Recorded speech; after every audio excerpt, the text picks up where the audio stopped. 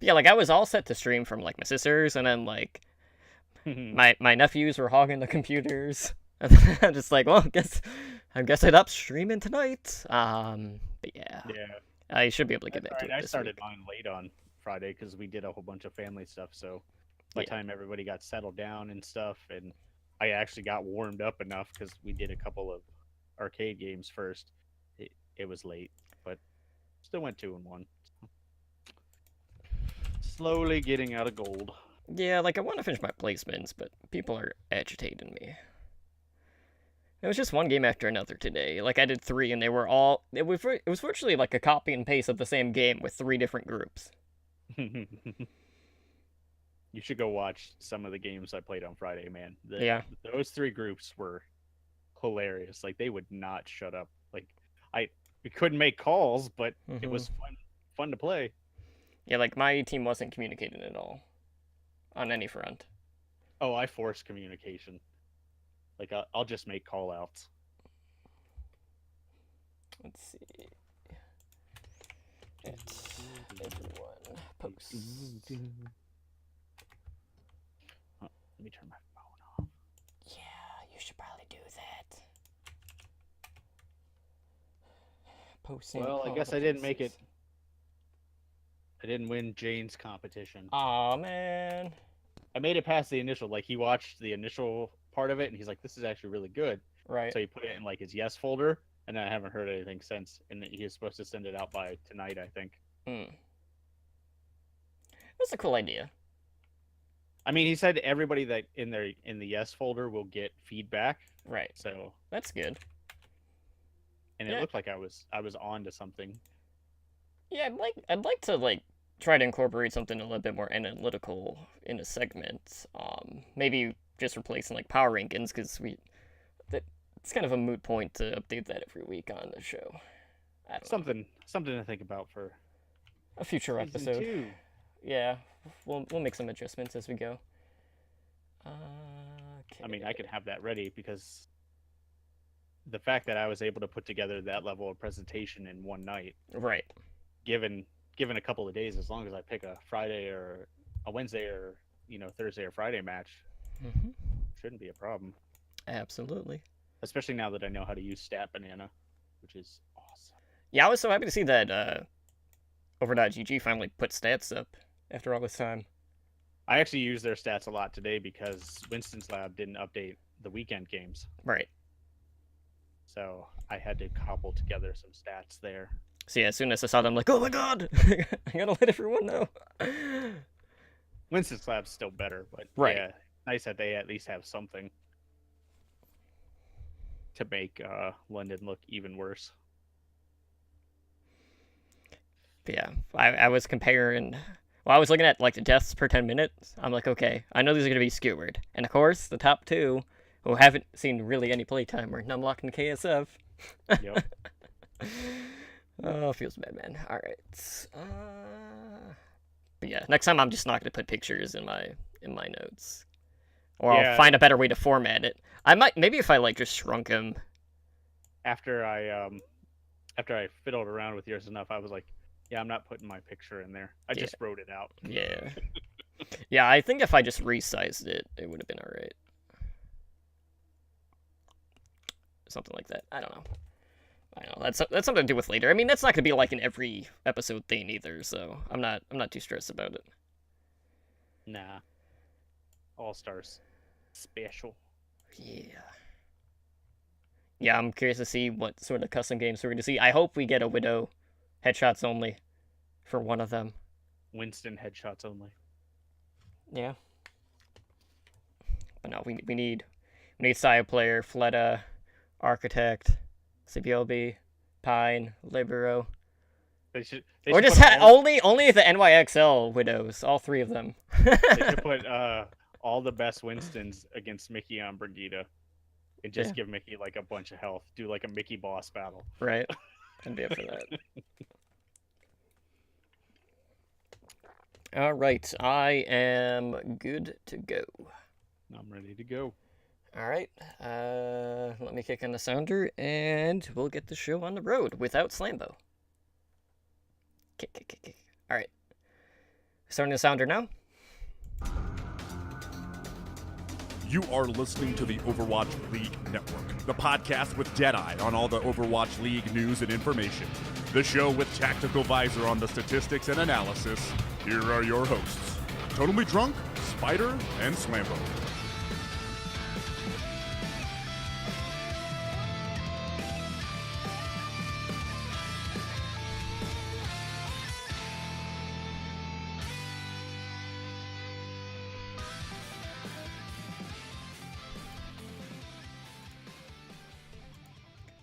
What is up, guys, and welcome back to Overwatch League Network, the podcast with Deadeye and all the latest Overwatch League news, information, and esports analysis. I am your host, Totally Drunk, and tonight on episode 36, we're going to go around the league discussing the latest Overwatch League news, take a look back at Stage 4, Week 3, and let you know what matches and storylines to look out for in Stage 4, Week 4, as it's getting down to the wire with some of these playoff spots, and there's definitely a lot at stake here in these upcoming games. But before we get into the news and introduce you to my co-hosts, I just want to take a moment to thank everyone who is hanging out with us here tonight for our live show over in Twitch, and thank all of our repeat listeners. Of course, as always, I have someone here to help break everything down. Someone that's not stuck in the audio abyss, as Slambo is unfortunately out tonight at a kind of like a work meet. Well, it's not really meeting. It's like a watch party, but for the Stanley Cup playoffs, and it's the finals. So, you know, as a huge hockey fan, I know all about FOMO, aka the fear of missing out on hockey, and I would not want to put Slambo through that in the slightest, just because if he was here, this would be him the entire time. Just look, you know, like, that's all he would be doing. So, as you guys can tell, we have our meme board back up. It has been 7 days since Slambo was last on OWLN, which again ties a record of his longest drought since we started the meme, that being 7 days. So hopefully he will be back with us, maybe celebrating a Stanley Cup win. Maybe, I mean, the Gold Knights are down 2-1. In that series overall. But joining me tonight, the person that is here, is the man who has been battling his way out of gold every Friday night here on our Twitch channel. That man being Spider. Spider, how are you doing tonight, brother? I'm doing much better tonight than I was on Friday, I can tell you that much.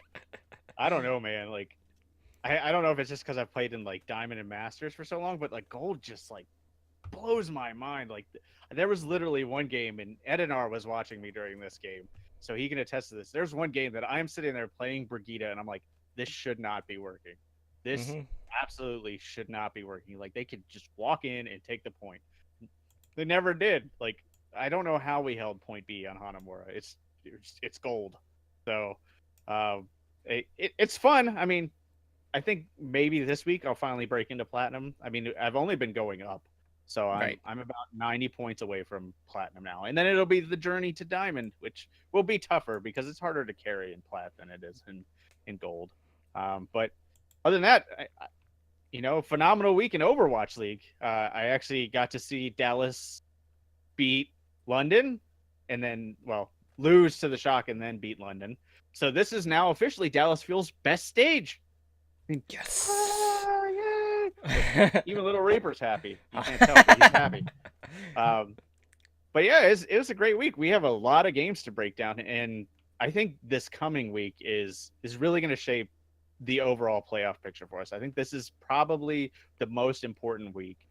There may be a little bit of stuff the last week, but no, I think this is really going to be the most important week. So, what about you, man? How was your week? I know you're like moving upstairs, downstairs. You were gonna stream Saturday and couldn't. Yeah, and all kinds of stuff. Well, I was on a staycation. So hung out with my sister and her kids quite a bit. My brother-in-law stayed over there a couple of days. Got a 1v1. My niece and nephews quite a bit in Overwatch. So that was fun. They 1v1'd each other. And you know, since they're so young, like the younger ones kept wanting to hide in their base, basically, and then like shoot out from the base. I'm like, no, you can't do that. You know, that's against the rules. You have to actually come out into the map, so you know their older brother could be able to actually shoot them. But It's pretty funny though, because every time like the youngest one dies, he would always be like, "Okay, that's it. I'm bringing out my big gun," and then he would always switch to like a Bastion or a Sombra. I don't Sure, know sure. what exactly equates to a big gun, but every time he would die, he would say that, and I thought that was hysterical. But I it's think been Bastion's got the biggest gun. yeah, I mean it's been a good week. We had the Beat Invitational this past week, which was awesome. We had some upsets throughout that tournament.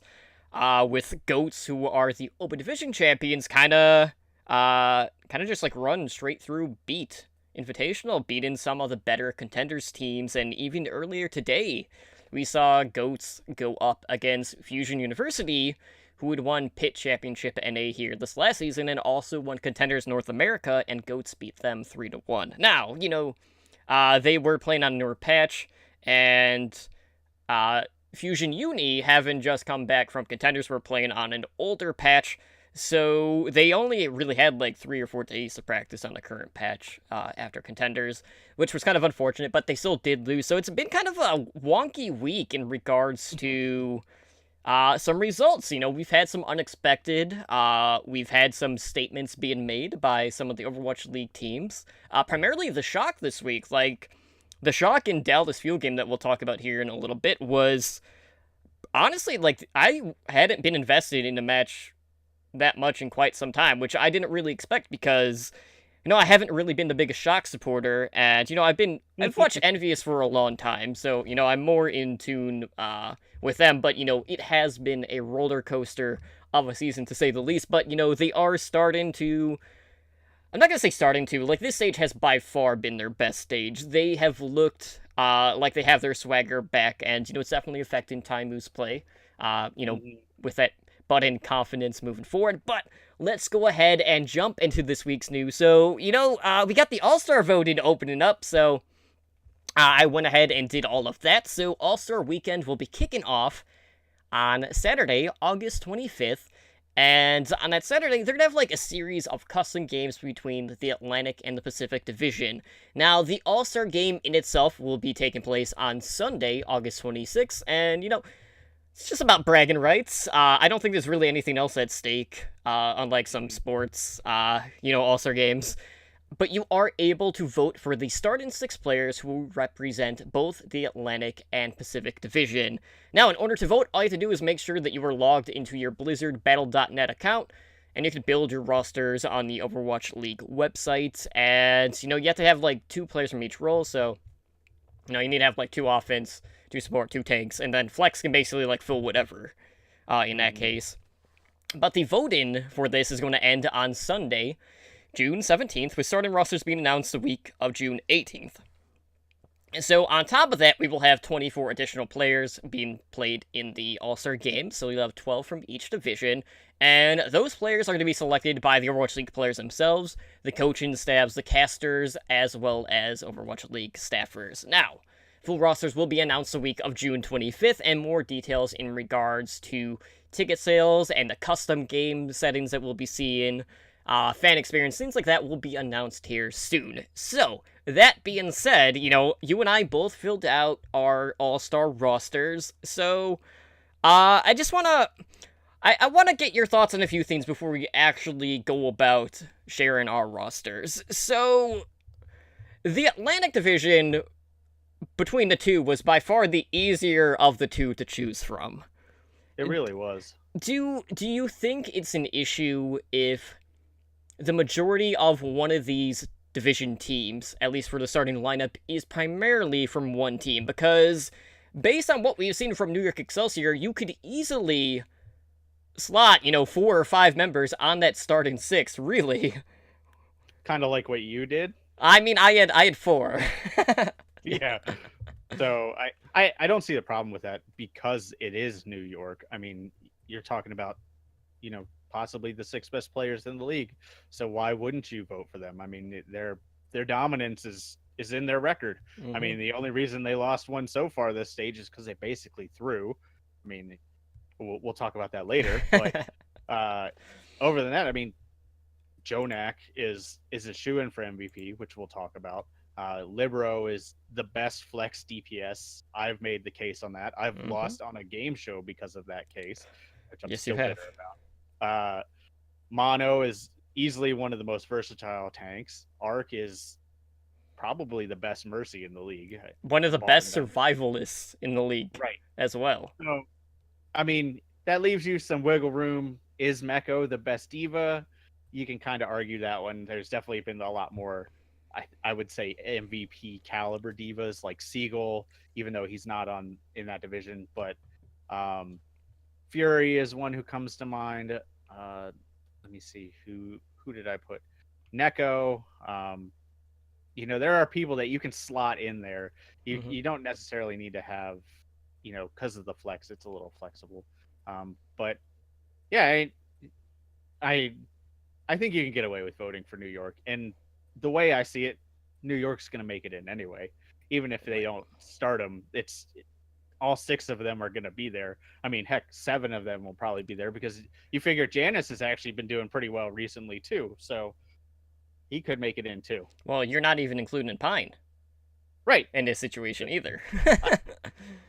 I really like watching Pine, but he's not consistent enough for me Right. to vote into an all-star game. Like, he is that guy that comes out and he wows you like every other game, but that down game you're kind of like, probably should have just left Saiobi in. Well, if we get a Widow's headshot only custom game, they cannot do that without Pine. Right. And that's the guy who I didn't talk about with Saiobi, and I feel like he deserves to be in there just for his transition in stage 4. Like, when that tracer role became basically extinct, he made the transition to other characters, and he's like the best Widowmaker in the league right now statistically by a wide margin. I mean, think about that. So as much as we hear about Surefour, Pine, Linkser, Saiobi's just quietly beating everybody. So, it's hard not to put a full New York roster.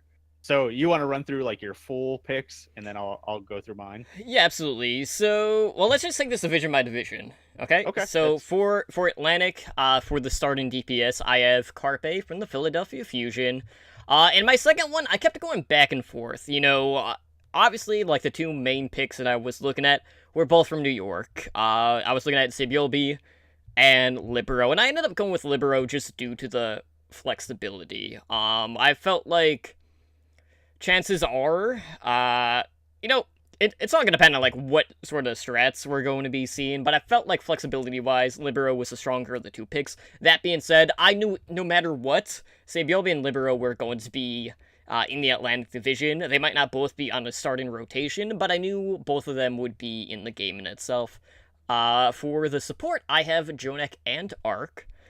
And, Jonek is by far, he would be my pick for the Overwatch League MVP. I don't think that is going to change based off of everything that we have seen and the fact that, he's essentially, as we've mentioned time and time again, a third DPS on top of a pretty darn good healer Zenyatta as well. And Arc, he's another one of those players that, he does a lot of little things right, and he never dies. I mean, he dies. But, like, when you compare that to literally everyone else in the league, he's literally Arc the Undying. And then for my tank lineup, I have Mono starting as a main tank from New York Excelsior. And then I have Fury for the off tank from London Spitfire. So I got 4 NYXL, 1 Philadelphia Fusion, and 1 London Spitfire for the starting rotation. Very nice. I mean, I definitely doubled up there on some of them. Like, I picked Libero, Jonak, and Mono, basically for the reasons you mentioned. And I still stand by Libero is the best DPS in the league for his flexibility. But my other 3 were a little bit different. So I picked Gamsu and Neko just because of their play on Boston. Sure, stage 4 hasn't been great, but their individual play is still pretty much up there. And I still think Neko is one of the most underrated Zenyatas. And then I put Linkser. I had to put Linkser on there because I feel like Houston wouldn't even be in the discussion right now if it wasn't for Linkser. Right. So, and if that isn't qualifying enough to put you in the All-Star game, I don't know what is. I mean, I guess you'd have to be Jonak at that level. Right. So those are my picks. Like, I don't know. All right, well, moving on to the Pacific Division. On our tank lineup, I picked Fisher as a main tank, Los Angeles Gladiators. That was an obvious choice. I felt like, ever since Fisher came to the LA Gladiators, it has brought, like, a different suaveness to this lineup. Like, and Fisher, like, he turned on the lights for the Gladiators. So much space was opened up, allowing their DPS to really start popping off. And now you see Surefour always in the discussion now. So, without Fisher and the space that he creates, you wouldn't have the DPS that for a while there for the Gladiators was pretty inconsistent, showing up as much as they have here lately. For off tank, that was a hard choice. I was basically looking at Seagull and Mickey. Mm-hmm. And I felt like based on the healer rotation that I had, and based on the fact that I had another DPS that has been seen on Brigitte, I ended up going with Seagull in this case over Mickey. But I could have made an argument for either one. But I do like Seagull's game sense more than I like Mickey's, and I know for like a while that was primarily just due to the fact that Mickey for a majority of the season was kind of stuck between a rock and a hard place because he was trying to peel and protect both the front line and the back line, and he was just so disjointed at times. So it definitely impacted like a lot of the way that people view him as a player. I don't think he's as bad as what the first 3 stages made him out to be, but we have seen Mickey really step up lately in this new meta, and his Brigitte has been stunning quite a few people, which is great. So for my healers, I have Sleepy from the San Francisco Shock, and Custa from the Los Angeles Valiant. Sleepy, I would say, like, I feel like he is a shoo-in for the US World Cup team, for one of the healers. Custa, he was the backbone, essentially, for Dallas for quite some time, and, we've even heard Time who saying, like, they just kind of, like, gave up after Custa had left the team. Essentially, yep. And like that took so much out of the field. And then for DPS, like, this was another hard choice. Like, the Pacific Division between the two was difficult. I ended up going with Architect from the Shock and Agilities from the Valiant. And, I was kind of torn on Architect and Sinatra. Sinatra's been doing pretty good overall this season. Like, this stage, you've really seen his flexibility really come into play, but I felt like between the two, Architect was really the catalyst for that team, because once he got integrated, that's when we really got to see the Shock open things up more and more. And Agilities across the board, yes, I know, like, I've always been kind of on the fence with him because he plays a certain aggression that doesn't always necessarily pay off. Because he's a player that likes to go for the hero play, essentially. Right. And it's great spectating, but it's very flashy. It doesn't always work. But like, we've really seen him develop these other characters into his rotation now, especially with Brigitte into the fold. And, I just felt like he would complement Architect very well with their hero pools overall. So those would be my starting 6, so, I had 2 from the Shock, 2 from the Valiant, 1 from the Gladiators, and 1 from the Dallas Fuel. I mean, mine, there's some overlap in mine, but for different reasons. So I definitely went with Fisher. Like everybody's made the joke, like, you can't pick Fisher 6 times, otherwise you pretty much would have. Because who's better than Fisher? Nobody. But I also picked Custa because, like you said, he is the backbone of Dallas, and he's done an amazing job as the Mercy for the Valiant. Like, I feel like he's one of the big reasons Valiant have kind of elevated their Stage 4 play, is he's kind of integrated and he's communicating with that team. Sleepy, same reason, resident Sleepy right there. I also picked Seagull, but I picked Seagull for his versatility because he's done very well in the Diva. But the times that we've seen him on Pharah, and we know his Junkrat's pretty good, and even on his Genji has been serviceable, he's just a solid player all around. So my off tank, I actually went with Gaguri, because I feel like Gaguri has really brought a lot to the Dragons, and she opens up a lot of room for Dia, specifically Dia, because Dia is aggro as I don't know what. So he will position himself in the most like aggressive places, and Gaguri's the one that has to get in there and bail him out.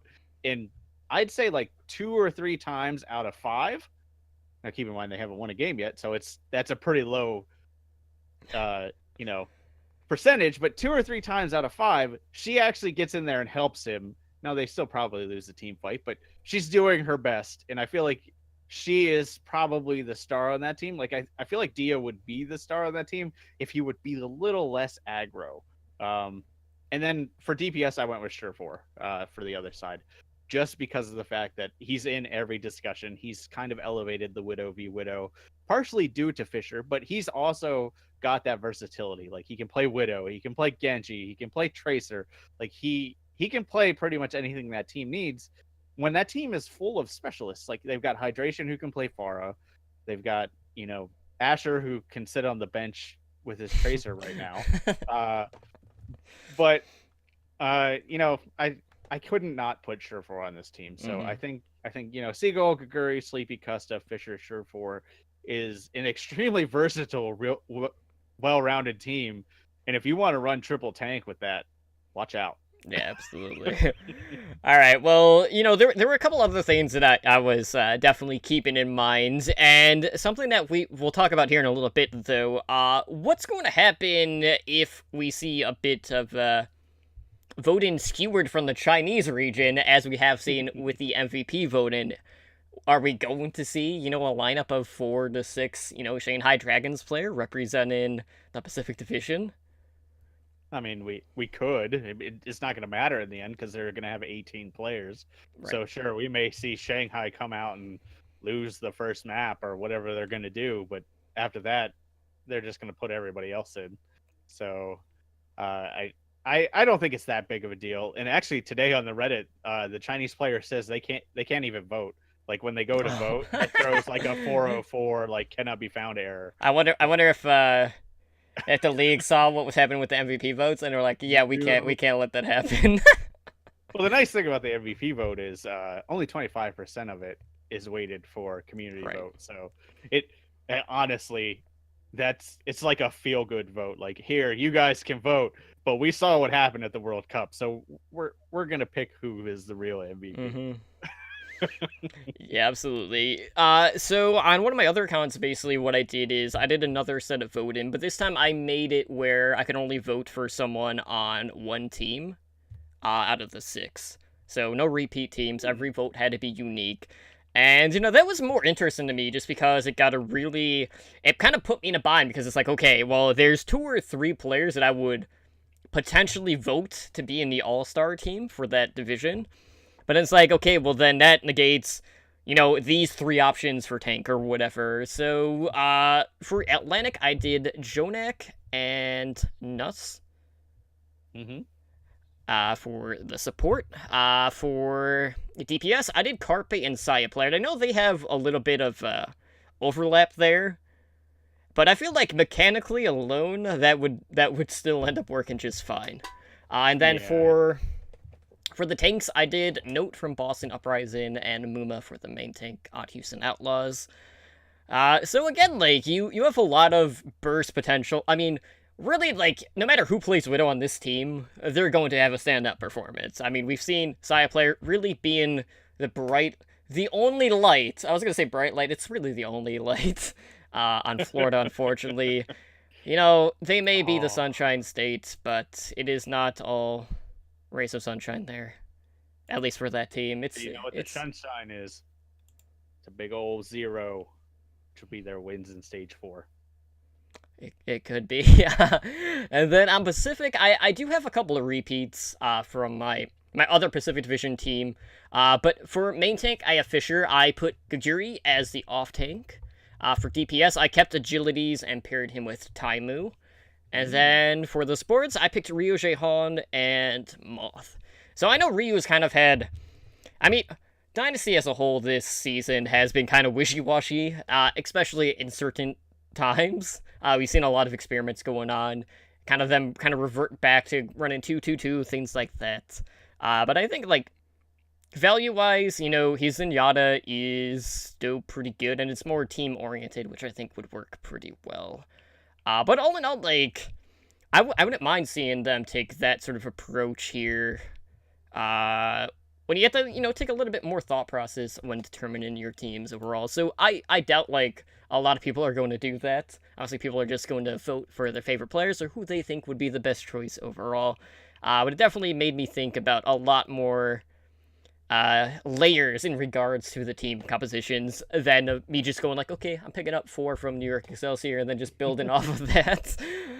But all in all, I'm looking forward to seeing just what sort of shenanigans we're going to be seeing for these custom games. And, if they don't have the Widow Duel, I will be gravely upset because we need to determine who is the best Widow in the league, at least in a game in itself. Like, because when else are we going to see, the top 8 Widow players playing in the same game lobby? You don't see that ever. Yeah, I hope they come out with some fun custom games. Like I was talking to you a little bit about the pre-show. I said they should do the Mickey boss battle and throw him on Brigida and just have all the tank players, 5 or 6 of the main tank players have to try to take him down because by the end of the stage they're going to be so pissed at every Brigida that they just want to go crazy. And who else but Mickey would be the person to go on there? He's basically been the mainstay Brigida in the league.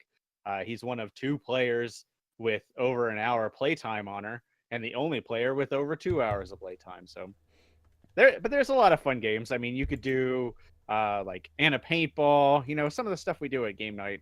Yeah. Mercy Res Ball, I think would be pretty funny, especially if they set it back to like a similar to stage 1, just to bring back nightmares. They can have a lot of fun though. Absolutely. So definitely go get your votes cast there, guys. Vote for your favorites, and we'll see how our starting 6 matches up with the starting 6 at the All-Star game. But in other news, we got some more Valiant news. So Valiant have been really busy with partnerships and sponsors, and they announced a new partnership with the LGBTQ advocacy group You Can Play. So the partnership makes the Valiant the first esports organization to link up with You Can Play. And that org has traditionally been established with sports teams from the National Hockey League and MLS, which is the soccer league. And the goal is basically just to create an inclusive environment for all players, coaches, and fans of Overwatch and esports in general. So this was launched back in 2012 by the NHL Director of Player Safety, Patrick Burke. And it was founded in honor of Burke's brother. So, with this deal, the Valiant team is going to do, like, a PSA video, and, the group will have, like, a presence at the LA Valiant events here coming up, and the Valiant are planning on doing Pride Night events at the home arena starting in 2020, which, would be Season 3, which is when we're expecting to see the home and away, set up again in full force at this point. So with this, the LGBTQ organization is also going to be holding diversity and inclusion training for the Valiant players and staff members, and, we've seen a number of times throughout the season where these Overwatch League pros are streaming and something slips on stream, and they get fined, things like that, so hopefully the training is going to help in that regard. But the Valiant also, with this, we're selling some Pride patches in their store, with a portion of the proceeds going to the You Can Play nonprofit project, and they actually wore them in their series against New York Excelsior over the weekend. And then on top of that, speaking of Pride, Overwatch League is actually going to be celebrating Pride Day at the Blizzard Arena on Saturday, June 9th. So if you're going to the games, you will receive a Rainbow Overwatch League warm-up sweatband, and also be doing some viewing parties to support Pride Day. I know they have one in Houston, they have one in New York City, one in Seattle, and then one in London. All in all, as we're getting rated by Overwatch League Recap, welcome guys. So all in all, the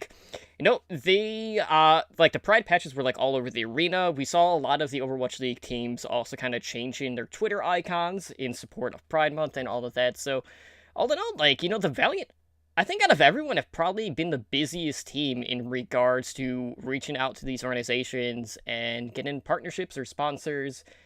And, it's just cool to see someone at least leading the helm in that regard.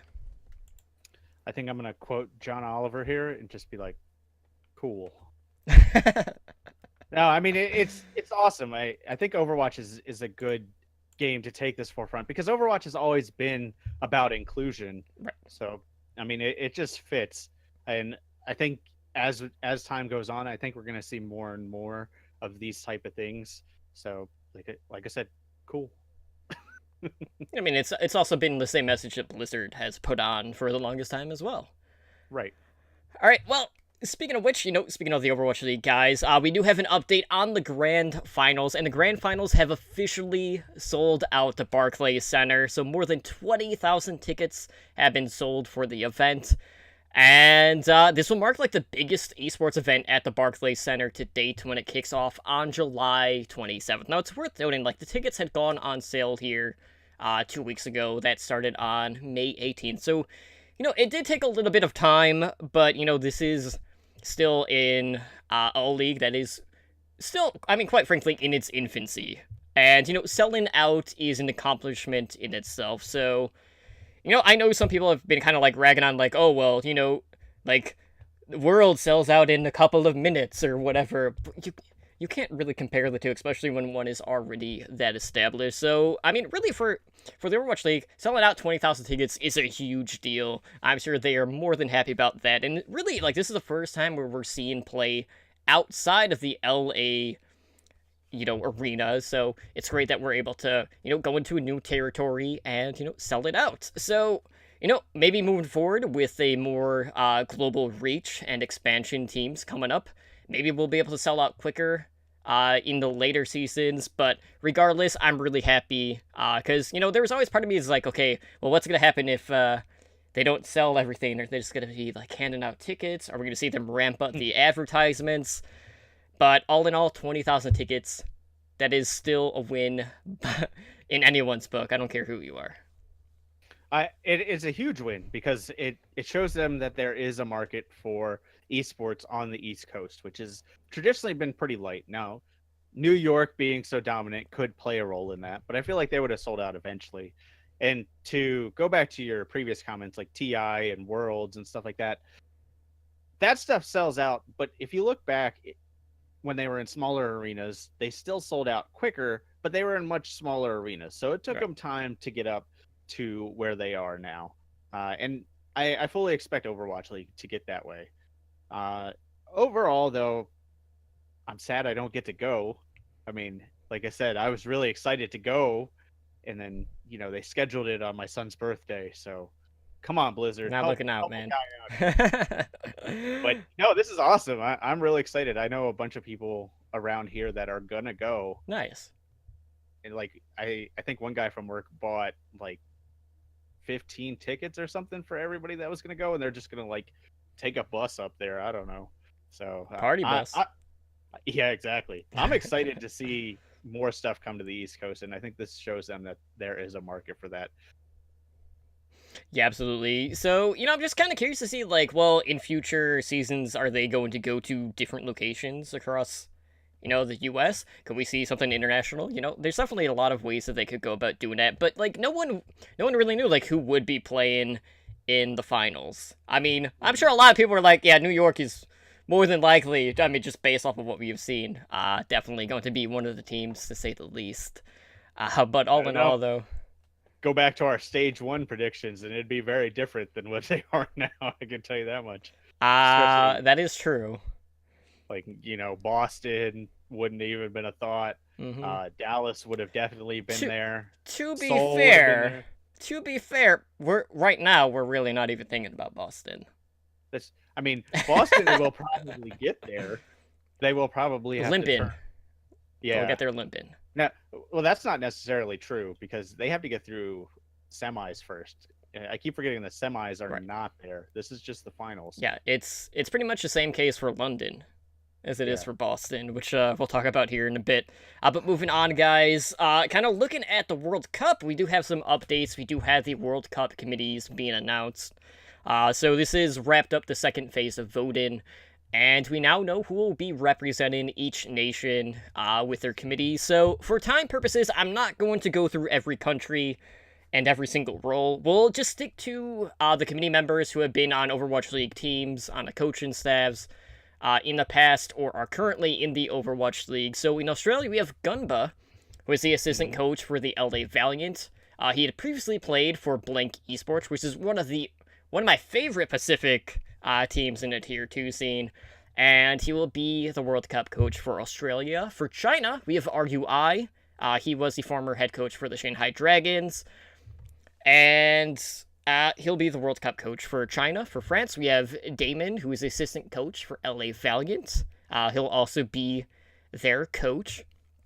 For South Korea, we have Pavane, who is the coach for New York Excelsior. Again, that country's coach. A lot of coaches, basically, for here. Yeah, basically. For Sweden, we have Mineral, who is the coach for Florida Mayhem. He'll be their World Cup coach. For the UK, we have Hayes, who is the assistant coach for Philadelphia Fusion. He'll be the UK World Cup. And I'm not even going to mention the GM. Hey guys, Stylosa here. We're just gonna skip him. And then for the U.S., we have Arrow, the coach for the Dallas Fuel, formerly Fusion University, who will act as a U.S. head coach, and we'll have Annalyn, who is the community lead, who is the LA Gladiators director of social media. So unfortunately, our good buddy John Kick Tripod did not get the community lead, and I know that was a pretty uphill battle, knowing like who he was up against. I mean, he was up against former.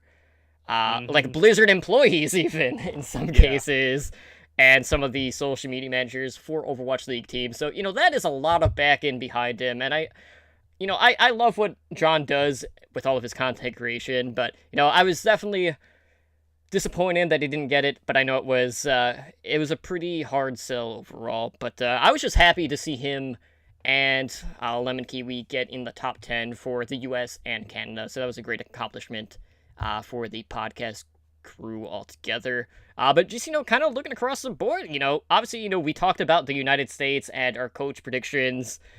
So we have no Kai. We got Arrow in this year. So what do you think that is going to mean in regards to the approach for selecting the United States team?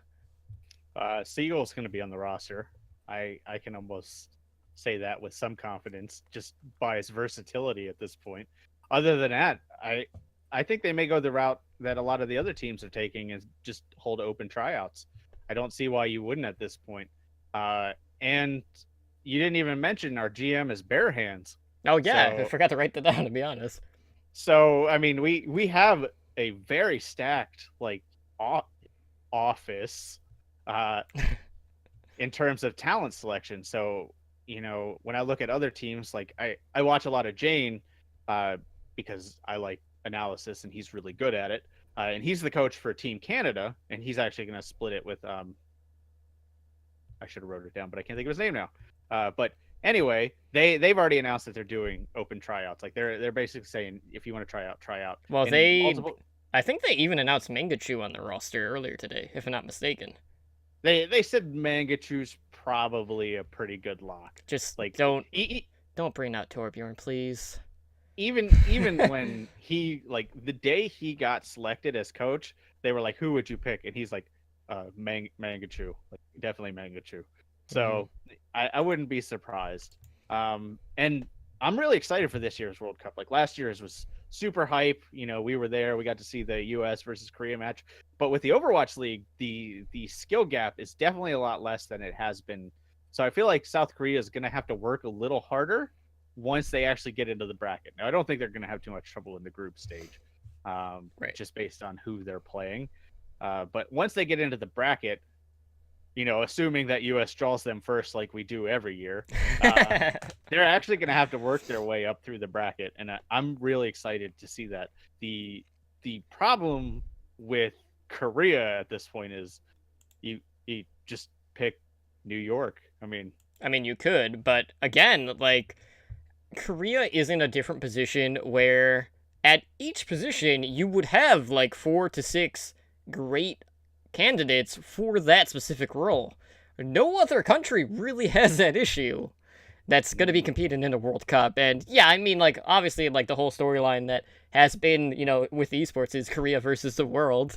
And, last year at the World Cup, we basically got to see South Korea basically dropped a map in every single series, so we could potentially even build off of that going into this year overall. But regardless, like, could we see all New York Excelsior? I don't think that that's going to be the case. I know in the past, like, for France, they brought in Rogue this past year, which, we got to see Rogue Swan Song in the World Cup, which was, I love seeing it. I also hated seeing it because I knew that would be like the last time we would see that group together. And as someone that had followed that team for quite some time, it was definitely a bittersweet moment overall, but it was cool to see that live. But all in all, like, South Korea, no matter who they field, that team is going to be competitive and more than likely going to be the favorite to win yet again. And I'm just hoping, with Arrow as the head coach for the United States team that, we'll I'm not gonna say like we had a terrible team last year. That was definitely not the case. I do feel like we did have some better options, and I feel like with the level of talent we have seen kind of coming up in the tier 2 scene, especially with Arrow as the head coach, as someone that has coached one of the academy teams in Fusion University, where they went like 15-1 with him at the helm. That will kind of open up the door to more possibilities to maybe see Stratus from Energy Esports come in, who is a spectacular 16-year-old Overwatch player, to give him an opportunity because, really, like, the Tier 2 scene as a whole, yes, there's a ton of tournaments going on. The viewership, honestly, has not been spectacular. And, part of that is dealing with, the advertisements for the Tier 2 scene and Path to Pro and all that, not really seeing a lot of love or not getting hosted on the Overwatch League Twitch, things like that. But I'm hoping that we see a bit more talent branch out in regards to who is being brought on to, compete for a spot on the team. Yeah, I mean, that just furthers my discussion for open tryouts. Let everybody try out. I mean, you never know when a Jonak's going to show up off a ladder. So just give them a shot. I mean, you know what these Overwatch League players are capable of. So give some other people a shot. Absolutely. So, moving on, guys. Kind of going back to something that we had briefly mentioned earlier. I don't know if you've been looking at the Overwatch League MVP voting lately, but there's been some pretty drastic changes here in recent weeks with the inclusion of China votes. Now, okay, we know that, China, obviously a pretty big country, tons of people, right? Well, the top 5, as of right now, I checked earlier today, consists of 3 players from the Shanghai Dragons, okay? So, I'm going to go through the top 5. I don't have the old top 5 at hand, so I can't really compare it. But I do know one major name that is missing for sure from the Fusion, which you can probably already guess. So right now in first, we have Fearless, tank, Shanghai Dragons. In second, we have Guguri, off tank, Shanghai Dragons. In third, we have Fleta, DPS player from Seoul Dynasty. In fourth, Jonak, support slash DPS. I shouldn't even say support. DPS, NYXL. DPS who can heal. Right. And in fifth, we have Ado, offense, Shanghai Dragons. So, as you had mentioned earlier, obviously, it is worth noting that the winner of the MVP award is going to be determined by 25% of the online fan vote and 75% Overwatch League broadcast team vote. So, that really begs the question, should an MVP award go to someone that is potentially, because we still don't know, well, I'll say potentially, could be on a winless team? I wouldn't say no. It could go to someone on a winless team if that someone was like Jonak. First of all, I don't agree that Fearless should be above Guguri. Fearless isn't even the best tank on his team, so I don't know why they're picking him over Guguri. Like, I would pick Guguri as a tank over Fearless any day. He's good. He's just not as good as some of the other options. And the fact that Fleta is above Jonak, especially after stage 4, is just like he has not done anything stage 4, and you would think you would weight that more heavily because you're currently watching it while you're voting. But to your initial question, I wouldn't say no. Like, if someone on that team was truly spectacular and you see the rest of the team failing, I could see it go to them. There's probably more deserving in the league all around, but I wouldn't like just disregard them because they're winless, because it is a heavily like team focused game, especially in stage 4. Like stage 4 is much more team focused than any other stages. Like people talk about how hard it is to coordinate dive and stuff like that. Dive is really easy to coordinate when you're as good as these guys. You just say Zenyatta go, and they know to go. Ladder, it doesn't work that way, so that's why people say dive's hard to coordinate. But like I said, if you fail as a team, you can still have that one person kind of elevating the rest of the team. Now, what they do with their 75%, I can tell you that it's not going to be Fearless or Gaguri. So Blizzard's basically going to make this whole conversation moot anyway. I would absolutely agree with that. And, kind of like the biggest, person that was on, the top 5 prior was Carpe. He just fell off completely with the inclusion of China votes. But I think all in all, like, at the end of the season, I think based on performance, it's either going to go to Carpe or Jonak. If I had to pick, I would say Jonak. Like, every time we watch New York Excelsior, which, I haven't missed a game, there's never a dull moment when Jonak is on the field. Like, there are so many times where you see Jonak get, like, a 2, a 3K, and he just turns the fight around, or he just opens up, picking off a Tracer, or any sort of flanker, or out-sniping a Widowmaker with Zenyatta. Like, this, not many Zenyatas in the league are able to do that, or maybe some can, but just not to the same extent. And that's why, we've talked about, the Jonak syndrome in the past quite a bit.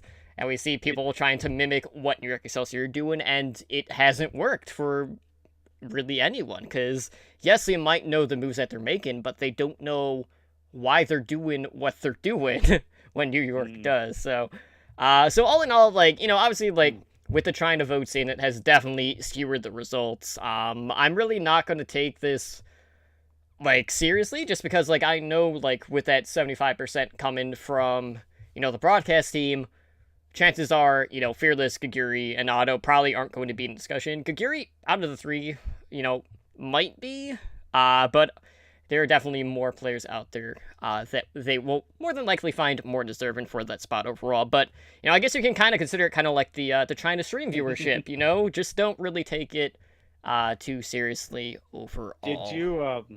Did you see that thing that they posted during the show, and then it got posted on Reddit, of the league averages with and without Jonak? I did not. I'll link it in chat. So basically, Jonak elevates everything in the league by like 14%, like give or take, except for healing. So if that doesn't say MVP right there, you're go vote somewhere else. I mean, it has to be Jonak at this level. Just look at those numbers and tell me that he doesn't deserve MVP. Like he basically craps on the rest of the league. That is yeah, that's a statement maker. And I bet you, like, even if you were to compare literally any other person in the league, maybe they might have like a 10% differential in one category, but to have it in 5 of the 6 they have listed here, with hero damage, final blows, offensive assists, defensive assists, and eliminations, yeah, that would definitely not happen. That is absolutely crazy. Wow, that's fantastic. All right, so we did update our standings. All of us got our votes in. So quickly to go over the top 6, we saw a ton of fluctuation this week. I think we only saw like 3 or 4 teams that remained in the same spot. So going through top 6, still coming in at number 1, we have the New York Excelsior. In second, we have the LA Valiant. Third, the LA Gladiators. Fourth, Philadelphia Fusion. And then in 5th, with the biggest move, at least up, we have the San Francisco Shock.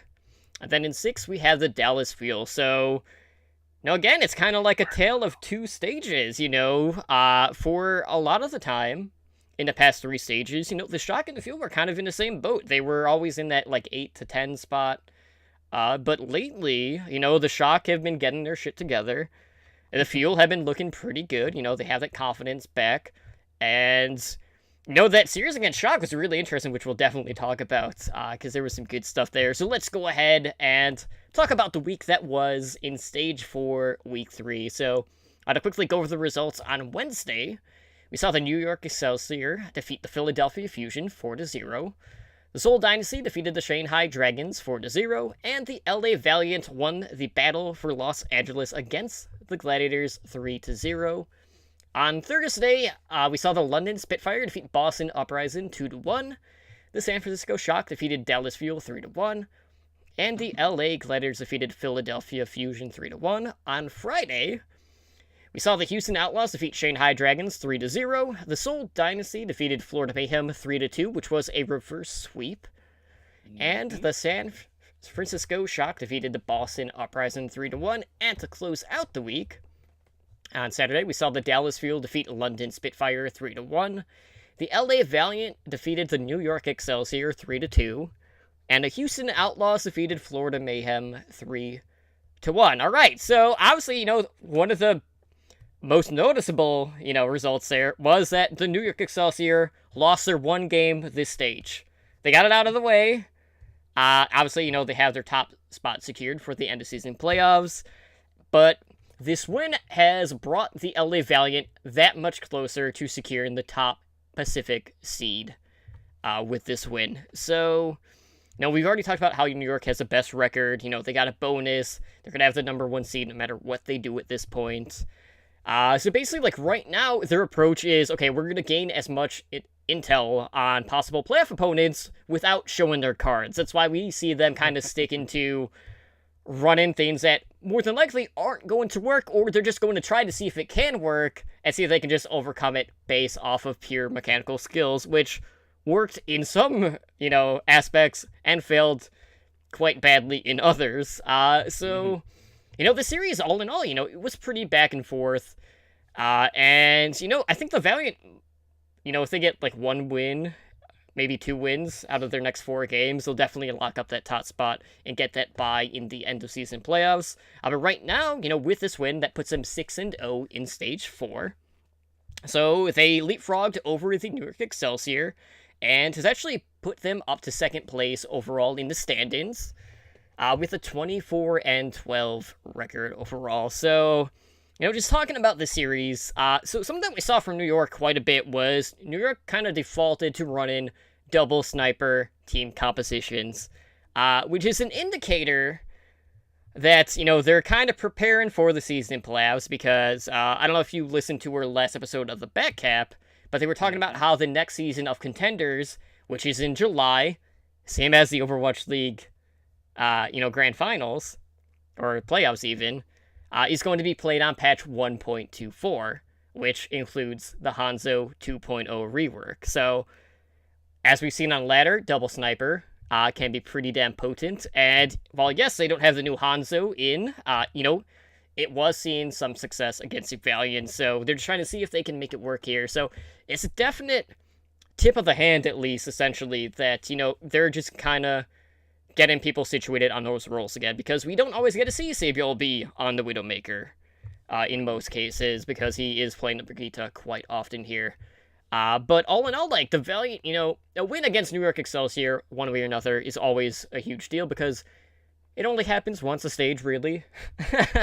But the Valiant held the Excelsior basically, meters away from completing Watchpoint Gibraltar. And that was for 5 straight minutes, which ended up forcing that tiebreaker. And eventually, the Valiant did take it overall. So, regardless of the outcome, yes, New York didn't play to their fullest extent. They probably won't. They're not wanting to show their cards going into either the stage playoffs or the end of season playoffs. But regardless, Valiant, they stepped up, they got the win. And, who knows? This could be a team that could finish up first place overall in this stage, which would be a huge upset in many eyes in that regard. Yeah, I mean, this was a big week for the Valiant. I think Monte Cristo put it best, is they never really passed the eye test before this. They always kind of punched above their weight. They won, but they were very sloppy. They were winning some stuff they really shouldn't. Whereas this week, they looked like a team that belonged in the top 4, especially, in their in their New York game, because they definitely had to put like their heart and soul into that. Even though New York at times you could tell were holding back, and they were basically almost throwing the game at points. It was just a little I don't know. I don't know if it was disrespect or they just didn't want to show their hand. There were just certain times you could tell like New York's too good of a team to do this 3 or 4 times in a row, like just over and over. But I want to talk about the Gladiators game, because I think that's what we got to see, like the Valiant in true form. Because they played Blizzard World and they did okay in Blizzard World, but outside of Blizzard World, they were like extremely dominant against the Gladiators. And this is a team that up until last week we thought was the second best team in the league right now. I mean, Space looked great on Diva and Zarya, even flexing to Brigida at times. So I feel like the Valiant have that core component that you need right now in Overwatch League, and that's flexibility. They can just move people around. They can do what they need to. Soon on the Widowmaker has been surprising me too. He's kind of like that. He's another one of those resident sleeper Widowmakers. Like, he's just quietly becoming the best Widowmaker in the league. And I had mentioned earlier that Sayobi is the best Widowmaker in the league statistically, and Soon kept up with him. Like, he kept up with Pine. The stuff that we saw out of Soon over the weekend. He kept up with Surefour was phenomenal. And we talked about Custa. Custa's brought a lot of stability to this team. Custa, as Mercy just stays alive. So I think you're right. I think they could move on and become a top 2 team. They could possibly win the stage. I don't know if they'll win the stage playoffs, because I feel like once New York is like, okay, we might lose, let's actually try. But I feel like they could definitely take the record for stage. Yeah, it's definitely in the cards, because like for a while now, like we always thought Valiant was a pretty good team overall. But like the battle for LAs have kind of been like going back and forth. They've been basically like trading jabs, essentially, to put it in fighting terms. But like in this one, it was more like a punch straight to the jugular. It was more definitive with their win condition in this series, which really surprised me, because like I'm pretty sure all of us were favoring Gladiators in this current battle, just based off of where we had them in our rankings overall. So definitely, like, it was a huge week for Valiant, and for me, it hasn't really been a matter of, well, can this team beat X or Y whenever? It's, can they do it consistently? Because there have been moments of greatness, and then moments where they kind of just have like a quiet week, and they kind of get that flame snuffed out. So it was a huge week, definitely, but I want to see them be able to continue that momentum, just because they haven't strung together enough big wins consecutively to really have me on board with that team. I'm not saying that they're not going to get there or they're not there currently. It's just I needed a bit more in writing than what we've currently been seeing from them overall. But definitely, like, Soon, as you mentioned, has been popping off, and that hasn't always been the case with him lately. Because for a while, Soon was always like the Tracer player who would try to backcap you. His Widow would be hit or miss, but now we're seeing a lot more consistency, which I'm definitely happy to see. But, moving on, obviously, like, the Fuel are, they've strung together a few wins. And, as you mentioned, this has been their best stage. And we had what was arguably probably the most one-sided affair that we have seen in quite some time in regards to closing out a series. So, the Dallas Fuel had gone up against the London Spitfire, who have been marred with issues this stage. Spitfire and Boston are kind of in the same boat right now, where for a Spitfire, like, I would say, like, right now, there's a legit chance that team might not even make the season playoffs. They are playing that bad. Which we probably never would have guessed, because going into Stage 4, they pretty much had second place locked up. But now they've just been kind of spiraling out of control. They have been in a tailspin, and we've kind of seen the crash and the burn, and it's time to see whether or not we have any survivors at this point. It's not looking good, like, I'll be honest. So, obviously, this is a team that had a lot of success early on. They were the Stage 1 champions, they just haven't been able to match that early success. And they haven't really been playing like that, ranked 2 team that they were in the stand-ins for quite some time. So Dallas basically, they took the first 3 maps to take the series without giving up a single point. I mean, that's not something that we get to see every day in regards to map objectives in the Overwatch League. I mean, I'm not gonna say it's unheard of. It has happened, but not that quickly. And not against a team who should have been the caliber of the Spitfire, at least. They're just not quite the team that they were prior. But, the Spitfire did manage to show a little bit of signs of life when they got to Gibraltar, after they managed to stop Fuel's attack over in overtime. But even with a more condensed roster, with, players on their team getting moved to inactive, the Spitfire right now just kind of seem lost. And while with the record right now, like, we can't entirely rule out the stage for playoffs, it's a pretty big stretch based off of what we have seen so far. They're still behind teams like the San Francisco Shock and Dallas Fuel, who have both been on an uptick, and that's not even including, both LA teams, Philadelphia, New York. There are a number of teams above them right now. And I feel like part of it is Brigitte, because, Prophet has basically been their Brigitte player. And it's so evident, like, by watching them play, that Prophet just does not seem comfortable on that role. And I don't know if it's just so much that he just doesn't really know the hero, or he feels as if he's being forced onto the role that he doesn't really want to play. He's not putting in the results on that role, and, I don't know what to do with the Spitfire anymore at this case, because we've at least seen them try to adapt to the meta, where there's been times where they just stick to straight dive, and neither of them have worked. So I don't know if they have to take a page out of New York's book and say, okay, we're just going to try double sniper and prepare for the season playoffs, because there's a chance that even if they do that they could be falling out of the top 6 overall. So I don't know, like, I honestly don't know quite what to make of the Spitfire anymore, but it's dire straits time at this point, because their record so far isn't terrible, but they've been playing awful. Yes, they've won a few games, but against some of the lesser teams, but they need to pick up some wins, and they need to do it now. Like, there's no time to wait. All right, so I'm gonna go into a little more analysis of the Spitfire down when we talk to them about the game that they did win against the Uprising.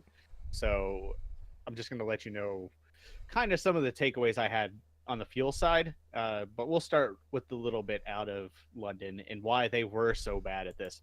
So going into Watchpoint, like you said, they had looked lost up until Watchpoint. All right, so going into Watchpoint, both Prophet and Birdring had negative kill-death ratios, which as DPS players should almost never happen, especially DPS players is at their caliber. But even bigger telling was Fury had 3 kills going into Watchpoint. Seagull had 18. That should tell you the fundamental difference between these teams. The first 2 maps total were 10 minutes and 11 seconds of actual playtime. So Dallas full held them, and they took both points in about a minute each. That should tell you where these 2 teams are. And 3 stages ago, this was the same conversation, just flip-flopped. Like, and fun fact, this was the first time Dallas has beaten an all-Korean team in the Overwatch League. So good job, Dallas. But Prophet is good on Brigitte. The team doesn't know how to play around it. That's the problem. Like, if you go in statistically, Prophet's the best Brigitte in the league. Think about that for a second. Like, he has a decent amount of playtime. Like, it's not like Muma's 5 or 6 minutes. He has over a half an hour of playtime on her, so he does play her, and there were multiple matches that he played her almost the whole match. So he is a good Brigitte. The problem is the team does not know how to play around Brigitte. Like, they will play dive with Brigitte. They will play these weird comps with a Brigitte because they feel like they need a Brigitte. And like I said, I'm going to talk more about that in their Boston game.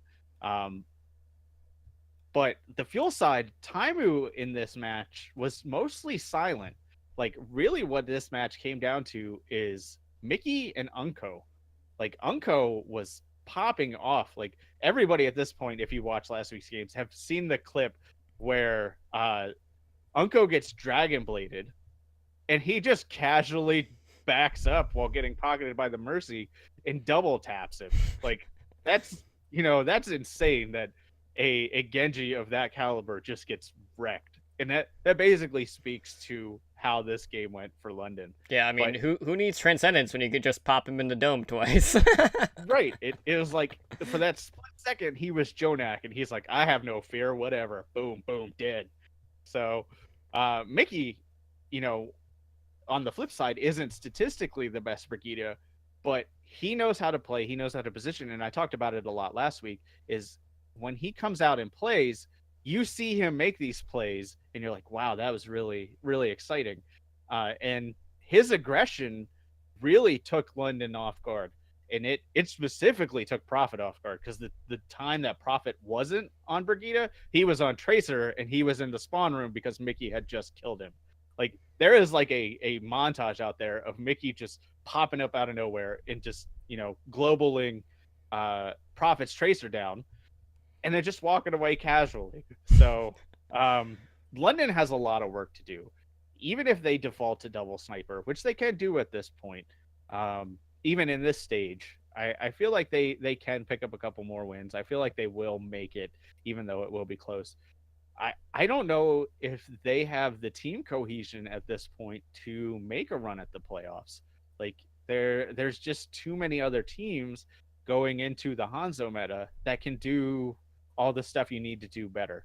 Like, I would even say Philadelphia is better at double sniper than they are right now, and Philadelphia's had troubles recently too. So it's going to be a rough road for this Spitfire. I hope they turn it around, because with this condensed roster, they have a very talented pool of players that they have the ability to like laser focus in on. They just need to unleash Prophet's Brigitte and learn to play the right compositions around. Like they need to stop like, well, we can get away with not running Brigitte, or kind of half-assing it right now. They're kind of trying to do this middle ground, and it's actually the same problem Houston's having in some of their games. Is they're trying to play this middle ground where they don't want to play the full tanky comp, they don't want to play the 3 support comp the right way, or at least the way that works, and they're suffering for it because the team's split. So it's going to be a rough road for the Spitfire, but I hope they turn it around. Yeah, maybe they even take a page out of Dallas's book, and maybe they need to stick to that double tank triple support with the McCree. I mean, you have Birdring on the team, like he could definitely fill that McCree role and has the carry potential, that we have seen from Timon with the fuel. So, I feel like that might be the route that they would have to go to maybe gain some of that momentum back overall, or it might allow them to put their best foot forward to succeed here. Going into these final 2 weeks of the stage, because if you're going to make the playoffs, I know, like, yes, if you make it in the top 6, that's great, but you don't want to be going into the playoffs limping, which is essentially what London would be doing at this point if they do make the playoffs. So I don't know, they need to figure it out, and they need to do it now. But kind of looking at the other end of the spectrum, someone that has been figuring out what they need to be doing is the San Francisco Shock.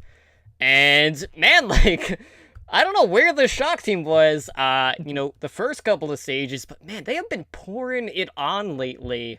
The Shock just keep on finding ways to come out victorious, picking up a big win over the Dallas Fuel, which was basically, like, that series was so interesting because you have two teams that are coming in that have basically went from a team that was practically in the dumpster for the majority of the first 3 stages, right, to now being like legit contenders to make a run for the stage playoffs, and they've done so by really like not playing to the norm in the meta.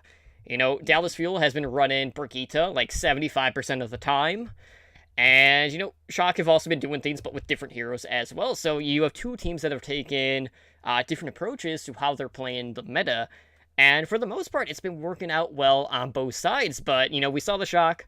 They beat the Fuel. They also took down Boston Uprising, which, I guess nowadays isn't as impressive as, say, if it happened last stage when, Boston had all this momentum. And it just feels like at this point, that series is basically like the Shock kicking Boston when they were down. Like I feel like that's at the Pretty point much. Boston is at. So Yeah. with these wins, the Shock brought themselves into fourth place with a 4-2 record. Their map differential is +7 right now. So the Fuel and the Outlaws are literally right behind them. There's a couple map difference between the three teams. But this series against Dallas was so exciting because we got to see Kings Row, and we saw the Shock open things up, and they just like blitzed through the map with Yeah. over 4 minutes left in their time bank, which is not something we get to see every day. Obviously, like Kings Row has seen some pretty ridiculous attacks, but in most cases, it might be like 2 minutes, 2.5 minutes, but Right. 4+ minutes, no, that just doesn't happen. And we've kind of seen like Baby Bay get introduced into the DPS rotation. He's been bringing in the Hanzo, and that's really opened up, some more sniper threats for the Shock. And he was even getting the better of Taimu. Like he got some angles on Taimu, and Taimu just didn't know what to do with Right. Widow v Hanzo, which was cool. Dallas would strike back on Hanamura, but the Shock ended up taking both rounds pretty decisively over on Oasis, where the Shock support line only died one time in those rounds. So, you know, it's curious because it's like obviously we've seen Krusty go from Boston to the Shock. Now the Shock are doing all of these things that none of us really would have expected to this extent. It's kind of been like the same case with the Fuel, getting a new head coach in Arrow. So, it's just been a combination of things for both of these teams. And, we've always kind of been questioning, like going into last week, well, is this team a contender or a pretender? And I have to say, like, out of everything that I've seen, I'm starting to see the light with the Shock.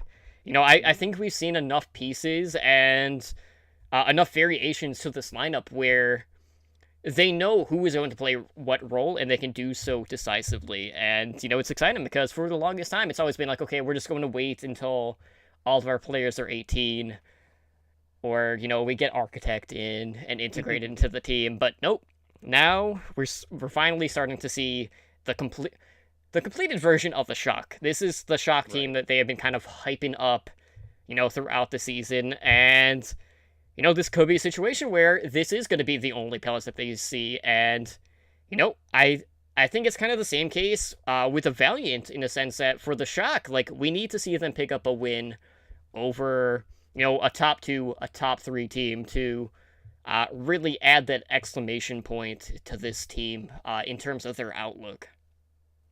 Yeah, I mean, you're absolutely right. This is like the final form for the Shock. So the Troy, Hobin's, and Architect's contribution to the team has been huge. Like, we had talked heavily on the show about how important, Sinatra was and really how important Super would be to the team because he was a huge upgrade over Nami. But Troy's Diva has been phenomenal to watch. Like, he is basically Nevix, but more aggressive. Like, he brings everything Nevix does plus extra kills, and that just opens up the room for the DPS. And when one of your DPS is Architect, it really doesn't matter who the other DPS is because they're going to look good regardless. And when you have other DPS at the level that they do, whether it's Baby Bay, Sinatra, any of them, they're going to look good. And I mean, it's hard to argue against the Shock team. Now, it's sad to know that they are officially eliminated from the season playoffs at this point. Like, there's no amount of voodoo magic that's going to get them in. They are statistically eliminated. I mean, when you need basically like a perfect stage or like a 9-in-1 stage, that is pretty far fetched for virtually 11 out of 12 teams. Yeah. I mean, but the team as a whole, like the frontline, Super and Troy, have really opened it up for Sleepy. And we had talked extensively about Sleepy before, so I'm not going to go into him again. But part of the reason he's kind of woken up is because he has room to play now.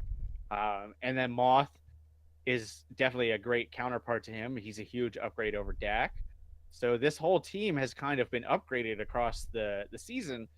And I want to come back to Architect for a second. Like I mentioned how good of a DPS Architect is.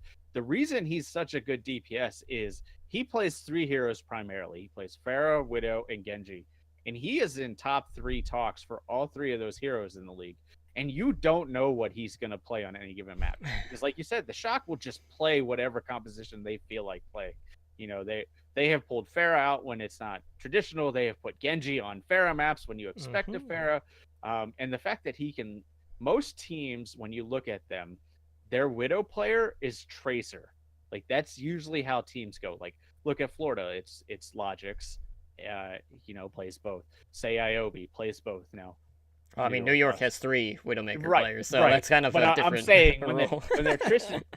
when they're traditionally in a game, if they're gonna run a Genji, it's typically Libero. Houston Outlaws. Sure, Jake has recently begun flexing onto the Genji, but it's one of the things that they're kind of newly implementing. The only other team that I see has this level of flexibility outside of New York, because New York I think is an exclusion at this point because they can run anything they want, is Dallas, because they can move players around in a similar fashion. Now it's not quite the Widow Genji comparison that I made earlier, but what other team can swap a DPS to off tank whenever they want and play in a high level capacity? And I think that's what we're seeing. And this goes back to my previous conversation, where flexibility is the most important thing right now. You need to be able to take a look at what the team is running and adjust accordingly. And that's why we've seen teams like London, Boston, even Houston at times struggle, is because they see this information and they say, well, we're going to run what we're good at for 3.5 minutes. And then when that doesn't work, they're going to scramble and try to fix it then. And the same thing for this conversation. The Dragons are kind of exempt because they're the Dragons, and they try to run dive into Brigida for 4 minutes and switch after the game is over. Sorry, Dragon fan. But overall, I'm impressed with the Shock. Like the Dallas game was like a knockdown, drag out fight. The only map that was extremely lopsided was Oasis. And that wasn't a testament to the Shock. That was just Dallas returning to their old form. Like they just forgot there was a Pharah and just let the Pharah just crap on them the whole map. Like I don't know what it is with Dallas and Oasis and Faras, but they just seem to forget where these rockets are coming from. But the rest of it, like that was a phenomenal match. And then, we got to see it again. So I think the Shock will make a run. A lot of people are like, who's going to make it? Is it going to be the Shock, or is it going to be Dallas in the stage playoffs? And I'm rooting for Dallas. Like I hope they can pull it off. But if I had to pick one, my money would be on the Shock right now. They just look too complete of a picture. Yeah, I feel like overall, they have a better grasp of the current meta. That's not to say that Dallas hasn't, shown a lot of improvements with the newest meta, but they just don't have the complexity that the Shock have shown us in regards to their flexibility, which has given the Shock the edge there. But, kind of looking at another team that is kind of, trying to hold on at least in regards to making a push for the end of season playoffs is the Seoul Dynasty. So, the Dynasty went up against the Florida Mayhem this past week, and right now the Dynasty need every win that they can get in order to stay in the playoff running, which, again, if Seoul makes the end of season playoffs, more than likely is going to be the only playoffs that they see throughout the entire season, based off of losing games that they really shouldn't, or just dropping maps to teams that they really shouldn't be losing to. And of course, we've talked at length about some of the issues that they have had. But, this past week, Seoul found themselves in quite a predicament when they were down 0-2 against a team who is dealing with, their own inconsistencies in the Florida Mayhem. So the Mayhem had opened up the series against the Dynasty. They had won Blizzard World and Tanamura, and a lot of that was off of the back of Logix with his Tracer and Widow combination. He was either pressuring the Dynasty backline on the Tracer, or, he was getting those critical hits on the Widowmaker, putting a ton of pressure on them there. But the Dynasty were able to kind of, gain some momentum back when they went to Oasis. They took that one in a very convincing 2-0. They ended up finishing Dorado with over 2 minutes in their time bank advantage to force a Game 5 on Nepal. And, Nepal, was kind of back and forth overall in that map, but it was really off the back of Fled as McCree and, some very good ult management by the Dynasty that ended up completing the reverse sweep for the Dynasty. So, obviously this current stage has not been kind to Seoul. They had started 0-4 this stage after the first 2 weeks, but they managed to get past Florida to finish a week 2-0, and I'm not going to say it was a convincing win. It definitely made me sweat quite a bit, especially seeing 0-2. But this is a team that is kind of brought in that mantra of never give up, and you definitely saw that in this series. So right now, Seoul is currently tied with the LA Gladiators for 5th place in the overall standings. We're getting down to the wire, and kind of looking at, where Seoul is right now. They do not have an easy path in these weeks ahead. So looking at the Stage 4, they open up Stage 4 Week 4 against Boston Uprising, which should be a win. We've seen Boston really struggle. And then their second match, they go up against Philadelphia Fusion. Not an easy win by any stretch of the imagination. Fusion and Dynasty both they've had their own issues. The Fusion got off to a good start, and they've kind of fallen back a little bit. And then moving ahead, we got Dynasty versus the Fuel. And if the first stage was any indicator, this one's going to be another toss-up. And then Dynasty finishes off against the Gladiators, and, looking at how the standings are, that one could really determine who is going to get that 6th spot for the end-of-season playoffs. So, you look at those matches, and really only one of them, you can say, is a definite shoo-in win for the Dynasty overall. But, no, I'm finding it really hard right now to be like, okay, we can definitely do this. We got an easy. No, we don't. We don't have an easy schedule. So playing New York. That is true. And but, London. Again. Which would be a loss because Seoul can't beat London overall. But no, I feel like in order to really make the playoffs here, we need to go 2-2. I feel like that would be enough to actually make a push in the top 6, but if we go 1-3, chances are, Dynasty are going to fall off here, and I would absolutely hate to see that. I've been talking time and time again, Seoul, they're playing the long con, they're not going to make any stage playoffs. They'll make a run at the end of the season, but man, that's, I'm not going to say, my confidence is completely shaken, but it's really hard to commit when I've seen so many different layers of problems start to creep in, and we've seen them try new things and didn't work out, which at the time it started out great with Ryujie Khan, and then the teams kind of figured it out, and then Miro came back, and then Miro wasn't doing so hot even though he felt like he was in a better headspace, and then Fled has kind of been going quiet. So it's just there are so many different things. I need a few things to fall into place, and I think Seoul would be good. At least to make the playoffs overall, but, it's not a good sign when we see Mayhem really pushing someone to the brink like that.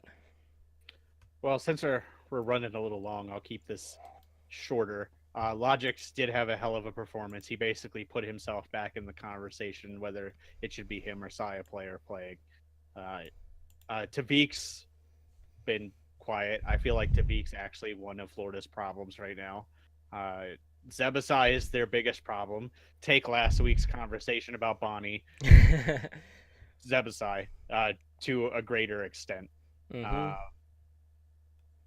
Overall, Florida just needs to shore up its support line, and I feel like Seoul just needs a new tank line. I feel like that's your problem. I feel like the rest of your pieces will fall back in place if you can get a new tank line.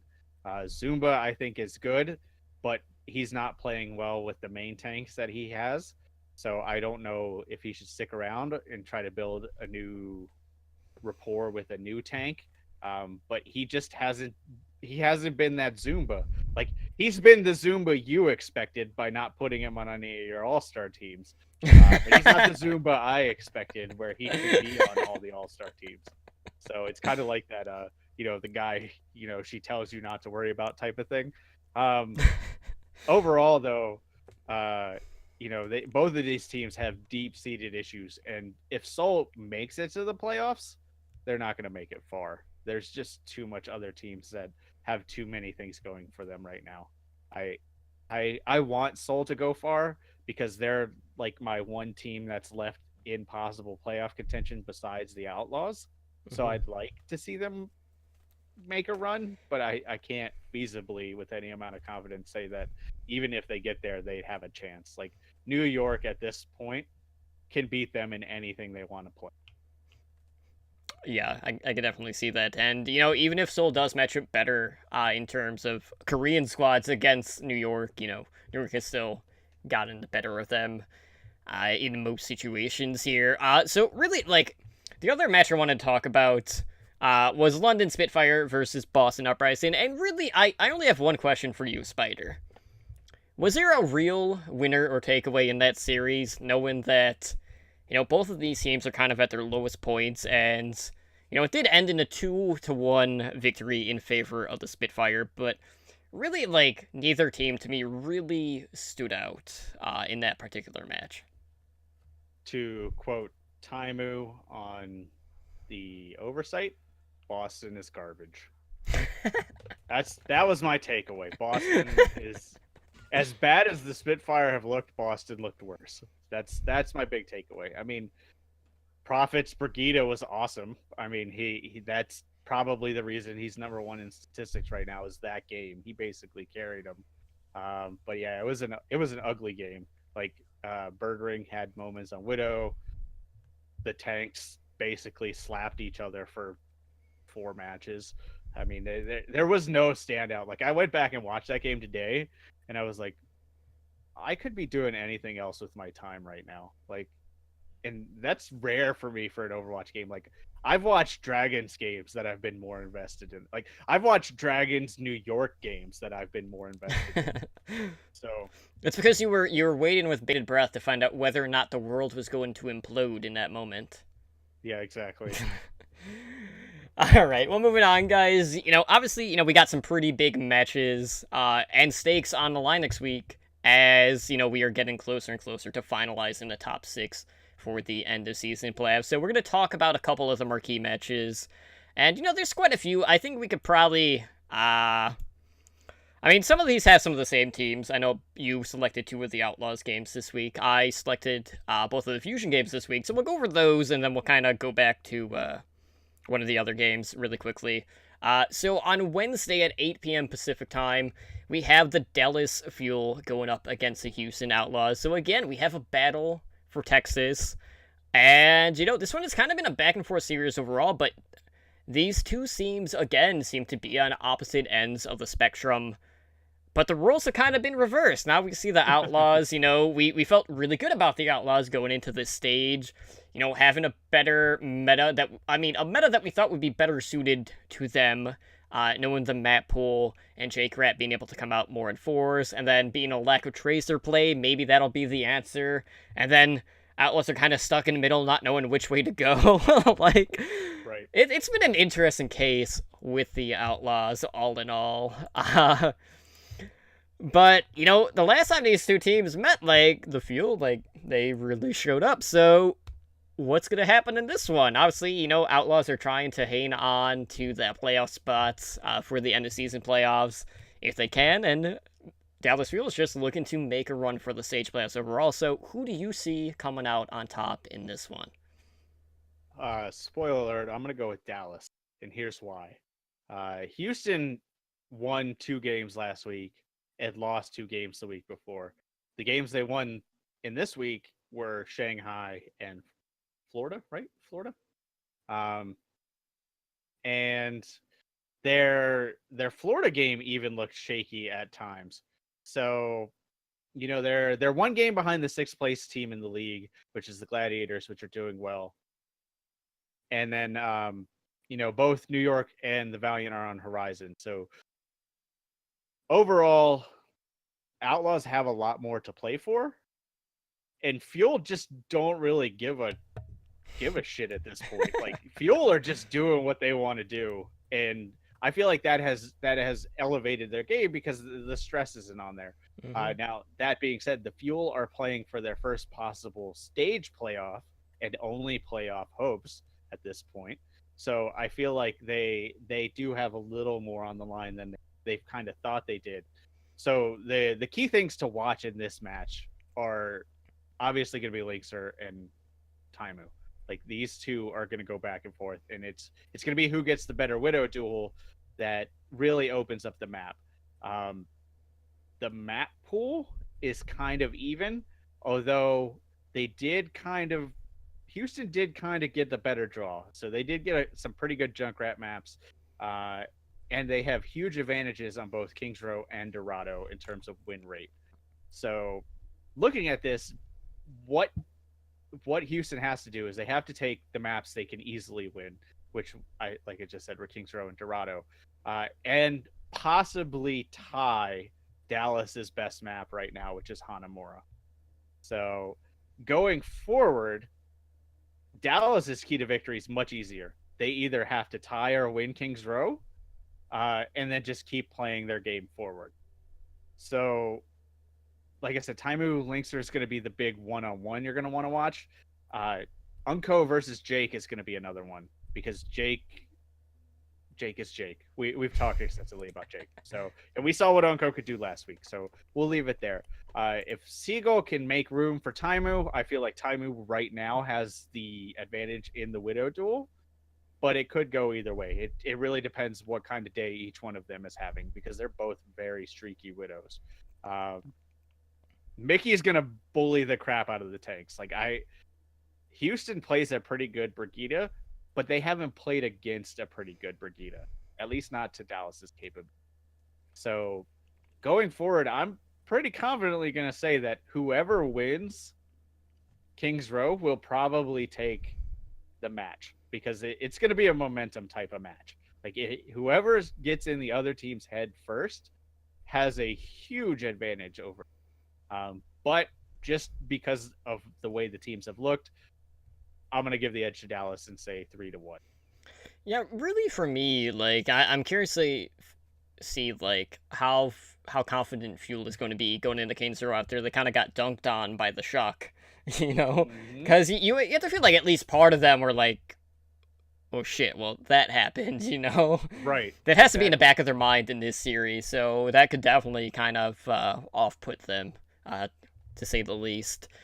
So on Thursday at 6 p.m. PDT, we got the LA Gladiators going up against the New York Excelsior, and this one's kind of interesting because right now, obviously, like we've talked how New York is like, okay, we're not really going to show a lot, so could, New York throw another game? I mean, they could, Yes. They really have nothing on the line in this case. So if I'm New York, after what we saw in the Valiant series, I would expect to kind of see the same in this one, where, we might see a lot of double sniper compositions coming out from them, with Libero and CPLB running the Hanzo and a Widowmaker, and, it could work to some extent. It also might not work at all. There was both good and bad takeaways from that series against the Valiants, and, I just feel like a lot of this, it could just boil down to, I'm trying to think, obviously, the Widow Duel has been one of the more important aspects, and Surefour is going to try to step up, but it's just a matter of, okay, well, how many snipers are going to be on the opposite side, because if they're running double sniper, that's crossfire, essentially, that is going to be having to deal with, and I don't know if Surefour would be able to overcome in that situation, so that's what I'm going to be looking for in that one. But, I don't expect New York to go all out. I feel like right now this is a team that's probably putting in 60%-ish around there. Knowing that, all right, we already got all this money locked up. We're guaranteed $625,000 regardless of how we fare in any of the playoffs. So, they're sitting pretty right now, all in all. Yeah, I'm with you. Yeah. Yeah, so another one of the games on Thursday that I'm pretty hyped for is the second one that night, and that is at 8 p.m. Pacific time. We have the San Francisco Shock going up against the Philadelphia Fusion. So, this is going to be another tough test for the Shock. The Fusion, we've hyped up quite a bit the stage. We've seen a little bit of regression from the Fusion overall. And I look at both of these teams, and, there's a lot of similarities between these teams. They both have snipers that are known to carry. Obviously, Carpe has basically been the standout for the Fusion for the entirety of the season. Will we see Shadowburn? Will we see EQO? Maybe. That's the thing with the Fusion that really makes it hard to kind of judge where they are, because we really don't know what DPS combinations we're going to be seeing. And I feel like, well, it makes it harder for their opponents to kind of prepare for them. That's also kind of taken the bite out of the effectiveness of those duos in a sense too. So I think right now, with the way that the Shock had been playing, I would favor the Shock in this case. My only concern for the Shock, and, this is my biggest concern overall, for their longevity in the playoffs, is the Reinhardt play, because I haven't been super convinced by Super on the Reinhardt. It's been kind of shaky. And knowing he's going to be going up against either Fraggy or Sado, I don't know if I necessarily favor him in that 1v1 situation, so that's really the biggest question mark for me right now. That's true. I mean, his Reinhardt play is definitely the weakest of his three tanks, but he's still better than a lot of the other options out there. And a lot of people discount his Orisa play. And the Shock are one of the few teams that run Orisa fairly regularly. And he can pull off some ridiculous things with Orisa. And I don't know if Fusion are quite ready for that. Fusion have looked a little lost, but they're definitely not as bad off as London and Boston are.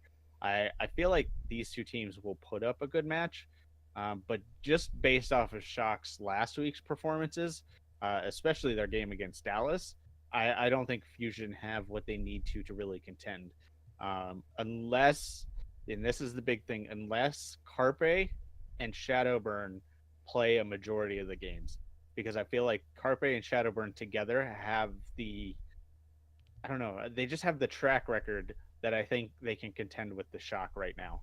In Shadowburn, we've seen him more and more, and each time we're kind of like, EQO came out and wowed us, but, Shadowburn's quietly been sitting on this back bench practicing with most of the team right now.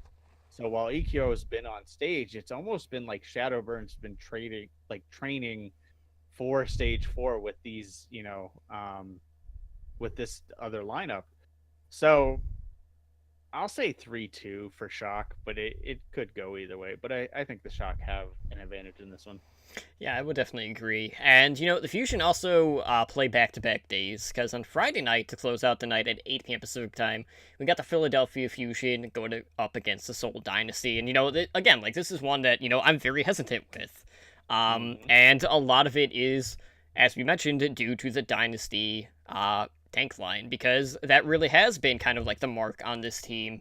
There's been other marks, but, Miro, we've seen him at times look good, but more times than not, he's kind of 2016 Miro, where everyone kind of knows his thought process and how he's going to approach certain situations. So, we need to be in a situation where Miro isn't the first one getting picked off. And, in the past, we have seen when a main tank dies, specifically, going back to the Dragons, when they had Roshan on the main tank role, it was textbook. He would dive, he would die, fight was over, right? And it's kind of been what has been going on with the Dynasty, with Miro back into the lineup. So we need to see more out of Miro. He needs to step up in order for Dynasty to pick up the wins that they desperately need.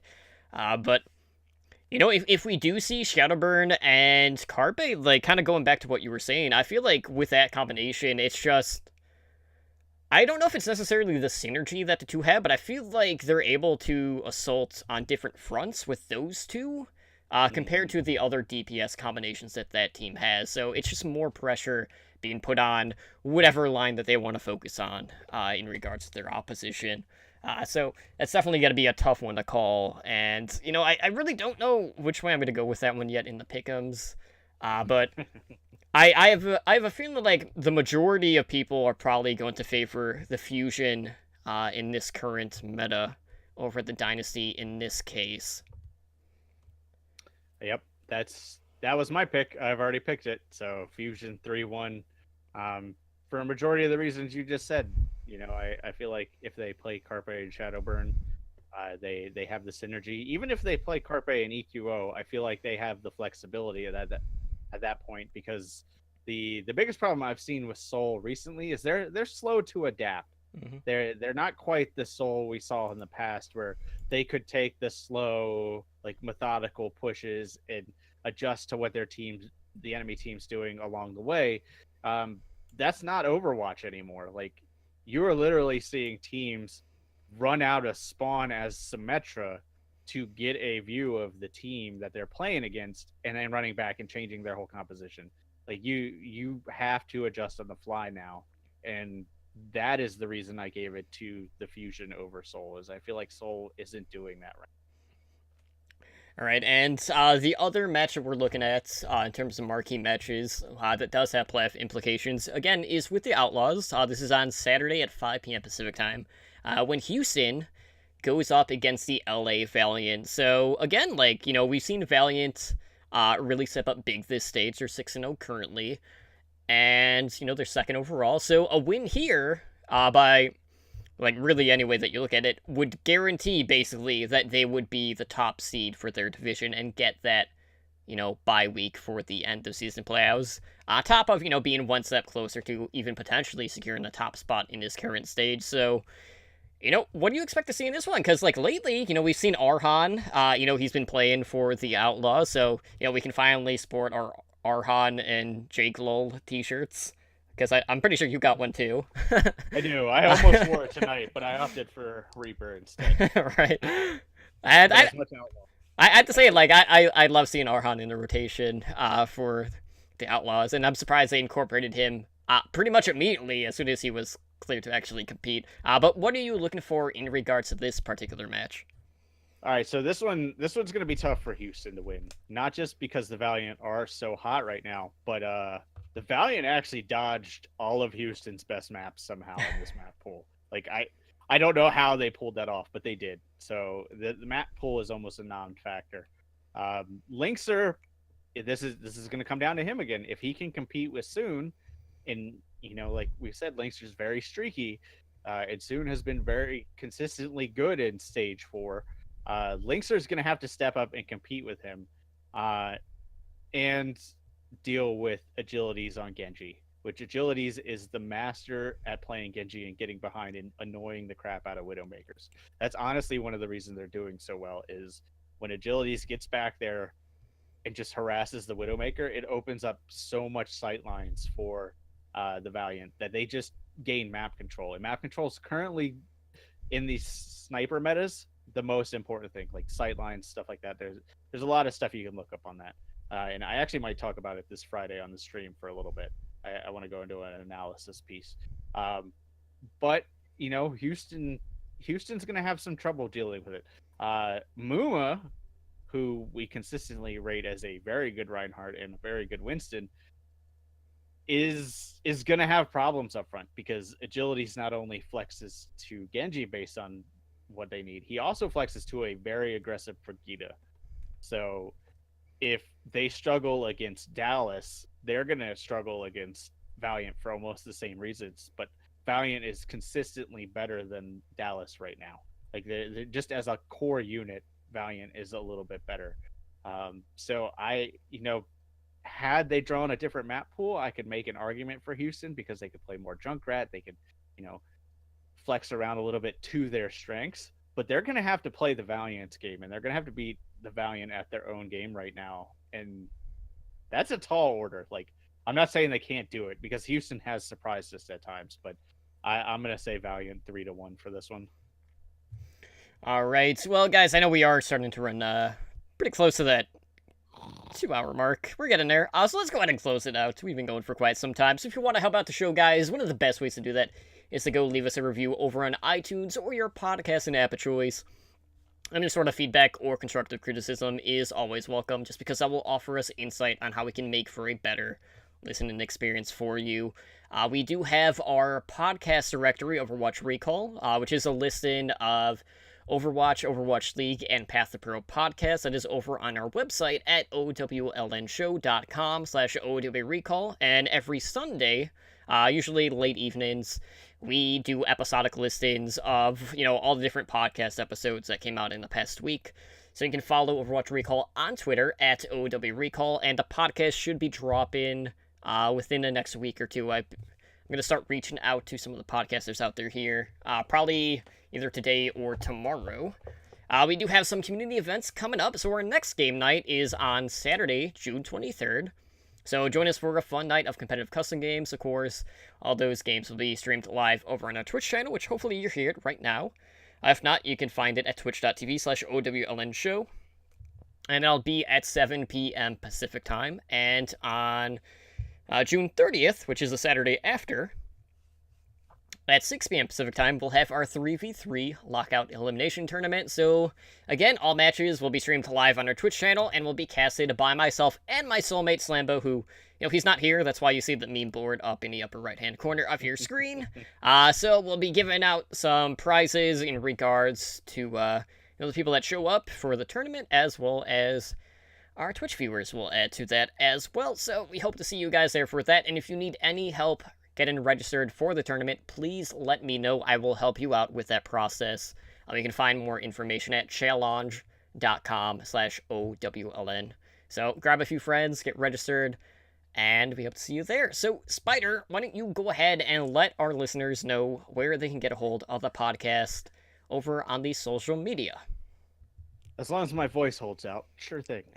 You can email the show, contact@owlnshow.com. You can find us on Twitter and Instagram at @OWLNshow. Website, same thing, www.owlnshow.com. You can search Overwatch League Network on YouTube. We're still in the process of revamping it, but like I said, I'm going to start working on some analysis pieces and stuff like that. I got all that set up behind the scenes, so I'm ready to go. So stuff should be hitting there probably next week. You can find us on Discord at discord.me for /OWLNshow. If you're listening to us on audio, I highly advise you check out our Twitch page. It's twitch.tv/OWLNshow. We stream basically 3 to 5 nights a week. It depends on the week, but we have 3 core shows that we definitely do every week. If you're listening to this is Overwatch League Network. It's our Monday night show at 7 p.m. PDT. It's our core Overwatch League show. We have our variety Overwatch show, Heroes Never Die, which is Wednesdays at 5 p.m. PDT, where they talk about everything Overwatch, like literally everything. And then we have our Tier 2 Contenders Path to Pro show, the Back Cap, which is Thursdays at 7 p.m. PDT. And then we have some host streams over the weekends. We typically tweet them out, check it out, but it's usually Friday and Saturday night. You can find me on Twitter at SpiderGD. And if you want to find me on Twitch, I typically take the Friday night slot at twitch.tv/OWLNshow. You can find Slambo in the audio abyss at SlamboVerwatch on Twitter. Or you can just yell really loudly and hopefully the audio abyss picks it. That is true. And as for myself, Tumbly Drunk, you can find me on Twitter at TumblyDrunkCTR, and I stream here sometimes on Saturdays at 7:30 PDT, assuming no one is hogging all the computers. So, I've been out the past 2 weeks. I will definitely get back to it this Saturday. You have my word on that. But guys, that is going to do it for us here tonight on Overwatch League Network. Again, this has been episode 36. I am Tumbly Drunk, joined here by Spider, and we will see you guys back here Wednesday night for Heroes Never Die. Guys, have a good night. Thank you for listening to the Overwatch League Network. Be sure to follow the show on Twitter at OWLNshow. The theme music for OWLN is the main theme and victory theme guitar remix by Michael Mack.